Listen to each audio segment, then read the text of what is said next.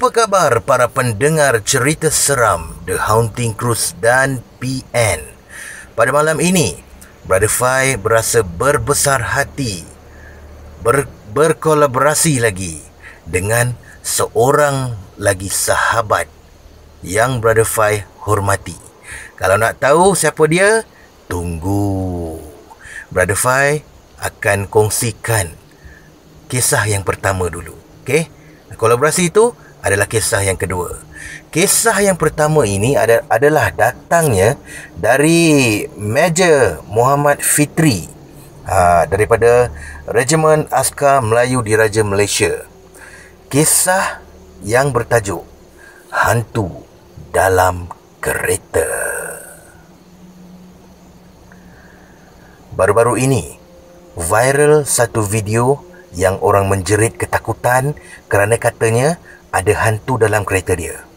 Saya tak tahu siapa dia, apa agama dan bangsa dia, dan apa yang dia nampak. Cuma saya teringat kejadian yang pernah berlaku pada saya. Kisah ini berlaku ketika saya sedang berkhidmat di kamp Desa Pahlawan, Kota Baru di Kelantan pada tahun 1999. Waktu tu berpangkat Lieutenant. Umur 22 tahun masa tu. Masih bujang. Saya selalu balik ke rumah mak ayah saya di Alor setiap hujung minggu yang tidak ada tugas.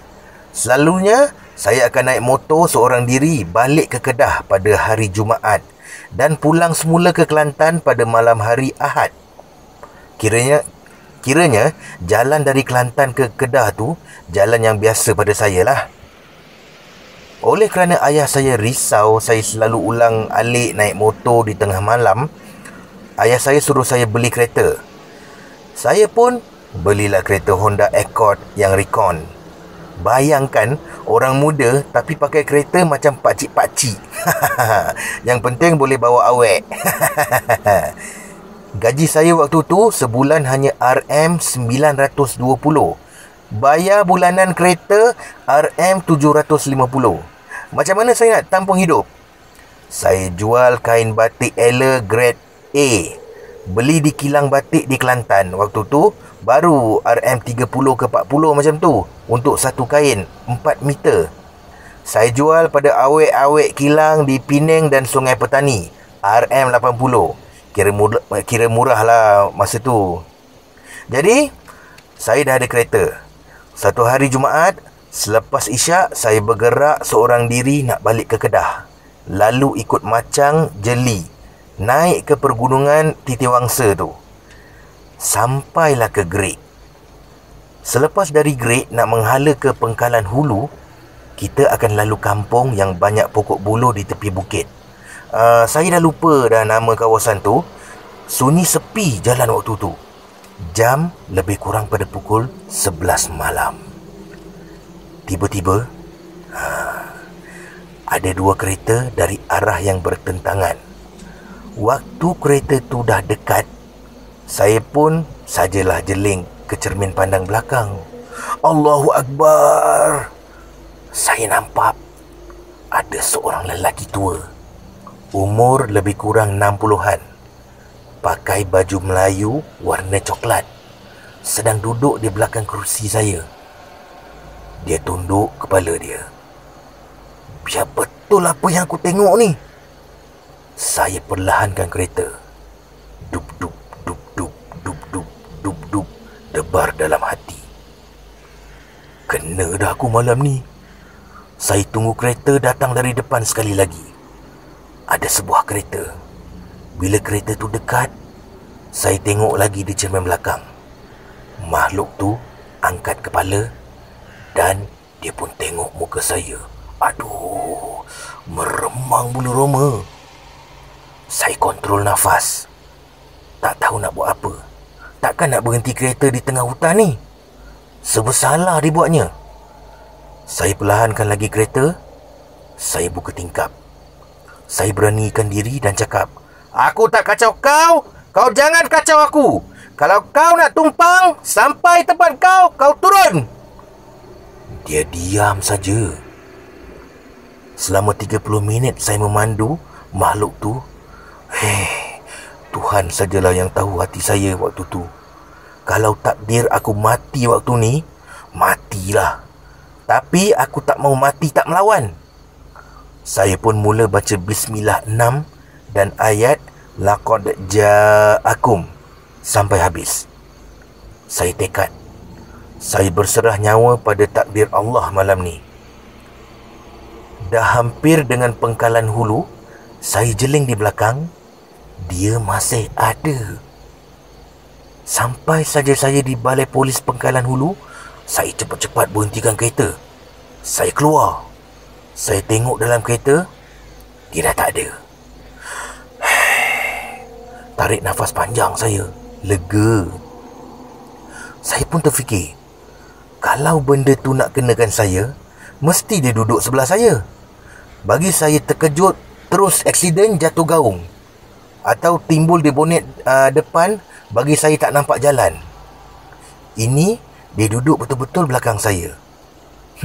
Mungkin betul dia nak tumpang kot.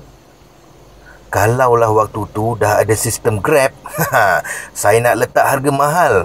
Suruh jin hantu tu bayar pada saya. Ini dia dapat naik free. Mana Acik? Saya teruskan perjalanan ke Alustar. Sampai di rumah mak ayah saya, mak ayah saya tanya. Oh, ayah saya yang tanya.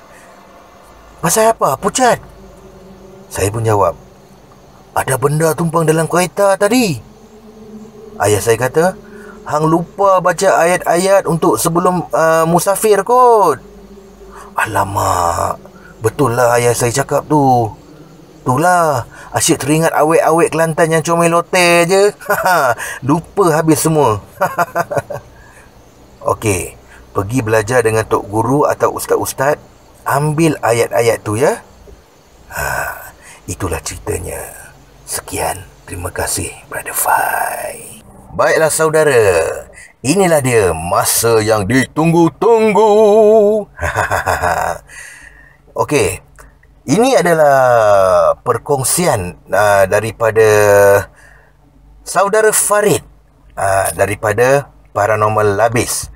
Sebelum ni dia pernah kongsikan juga satu cerita, kisah pengalaman benar dia. Kalau nak tahu cerita yang sebelum ni, okey, pergi check dekat channel yang cerita yang sebelum-sebelum ni lah ya. Tapi kali ni cerita ni lebih menarik. Kisah perempuan berbaju kurung merah. Okey. Saudara Farid ni daripada Paranormal Labis. Dia seorang solo hunter. Dan dia punya page Facebook dia MKAM. Okey, mencari kebenaran alam mistik. Okey, nanti korang pergi dekat page Facebook dia. Okey, boleh beramah mesra dengan dia. Dia ni orang yang cukup bagus, cukup baik, cukup ramah ya. Okey, saya panggil saudara Farid. Farid. Farid, kenapa cerita kau seram sangat Farid? Meremang bulu rumah aku. Dipersilakan saudara Farid, Paranormal Labis. Assalamualaikum dan selamat malam. Saya nak ucapkan kepada channel The Hunting Cruise dan PN. Dan saya tak lupa kepada Brother Fai.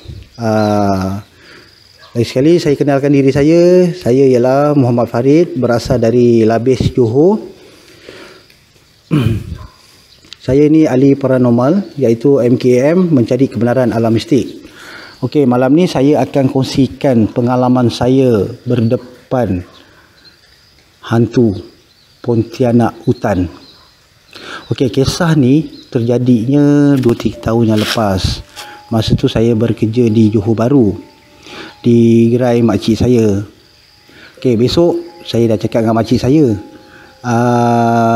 cik, esok saya cuti saya nak balik ke Labis. Dia cakap okey, boleh. Okey, dalam pukul 10 tu saya dah balik lah.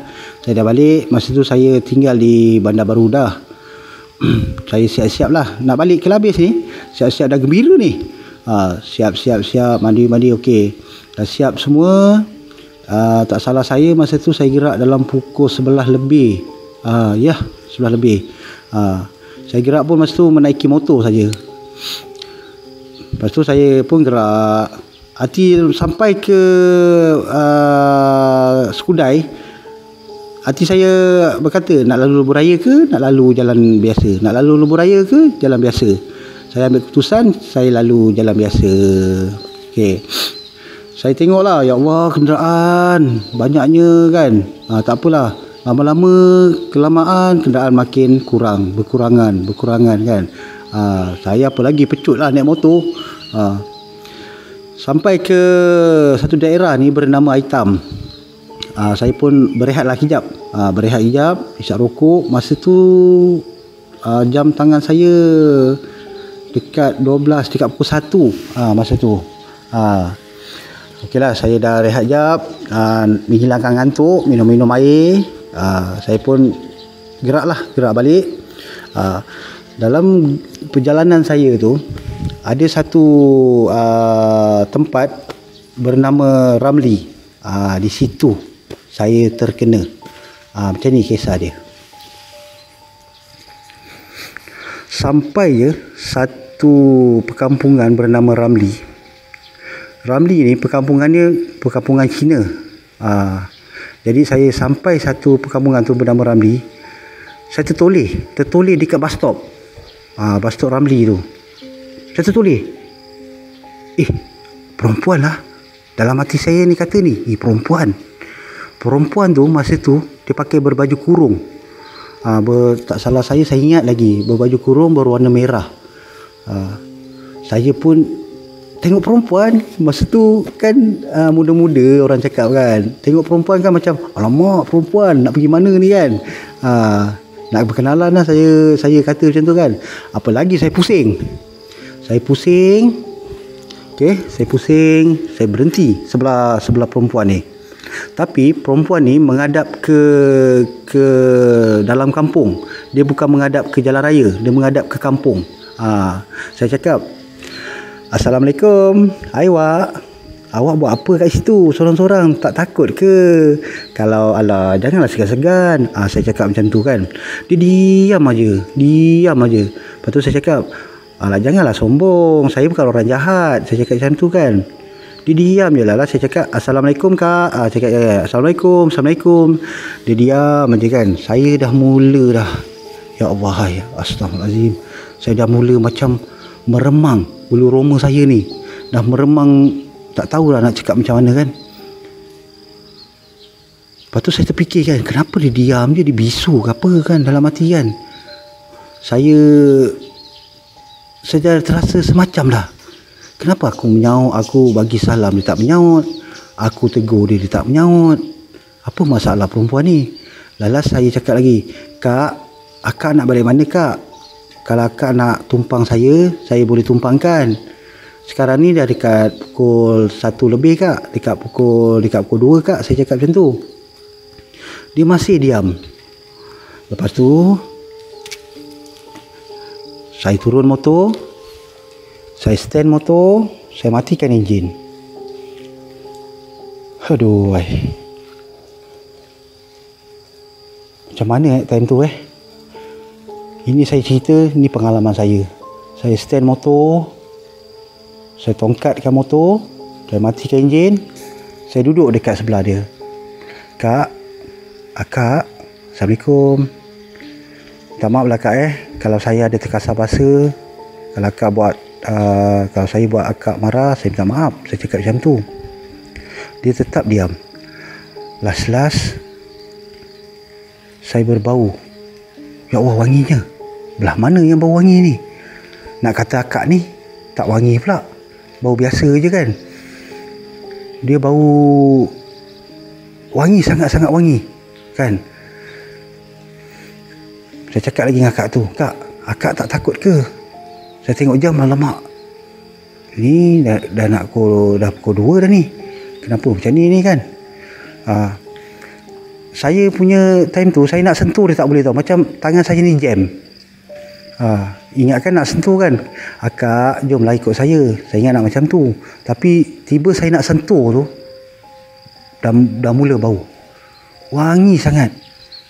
Saya bangun, saya cari. Mana bau wangi ni kan?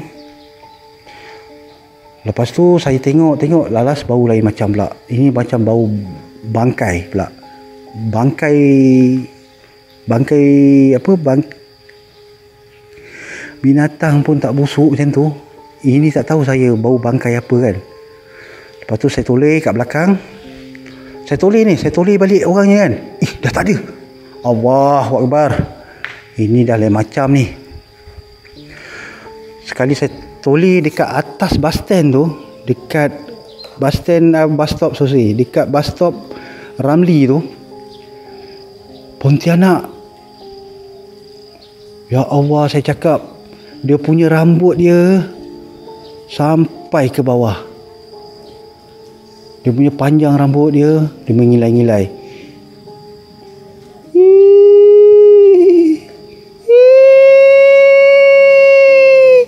Allahu Akbar, saya cakap kan. Dah lah dia mengilai, dia menangis pula tu.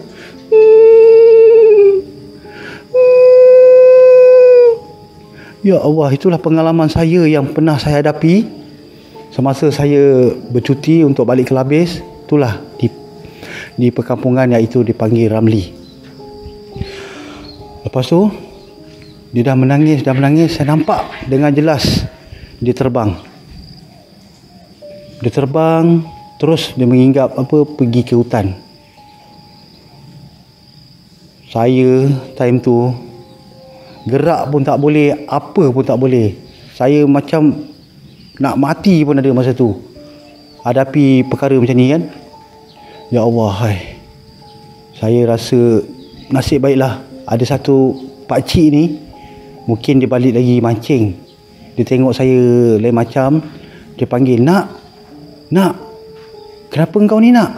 Saya dah menggigil ni. Dah menggigil lah ni. Sekali pakcik tu pendetah, dia baca. Dia bagi saya minum. Kenapa nak? Dia cakap saya macam tu. Saya kena sakat cik dengan Pontianak. Ya Allah, astaghfirullahalazim. Dah banyak nak sebenarnya. Orang dah kena banyak dah kat sini. Ingatkan anak je yang kena. Tapi sebenarnya ramai yang dah kena. Dia kadang-kadang duduk dekat bus stand, kadang-kadang dia duduk dekat atas jambatan, kadang-kadang dia berjalan, dia menahan teksi. Lepas tu saya cakap dengan pakcik tu, Cik, saya ingat perempuan cik sebab dia pakai baju kurung cik. Ya, memang dia pakai baju kurung. Dia pakai baju kurung. Dia tak pernah pakai baju putih ke apa. Dia tetap pakai baju kurung. Kisah ni sampai sekarang masih ada. Itulah di Ramli, bus stop Ramli. Okey Brother Fai, itu saya kongsikan pengalaman saya menghadapi Pontianak hutan. Kisah seram saya untuk hari ini. Apapun, saya ucap terima kasih kepada channel The Hunting Cruise dan BN. Dan saya nak ucap terima kasih banyak-banyak kepada Brother Fai. Assalamualaikum. Waalaikumsalam warahmatullahi wabarakatuh. Itu dia. Terima kasih kembali saudara Farid daripada Paranormal Labis, atau di page Facebook dia MKAM, mencari kebenaran alam mistik. Okey, nanti anda semua boleh pergi ke page Facebook mencari kebenaran alam mistik daripada solo hunter Paranormal Labis ya. Okey, anda boleh beramah mesra dengan beliau. Beliau ni okey, kepala dia best ni. Jadi sampai di sini sajalah perkongsian yang Brother Fai dapat kongsikan kepada anda semua. Kita jumpa pada esok malam. Bye-bye.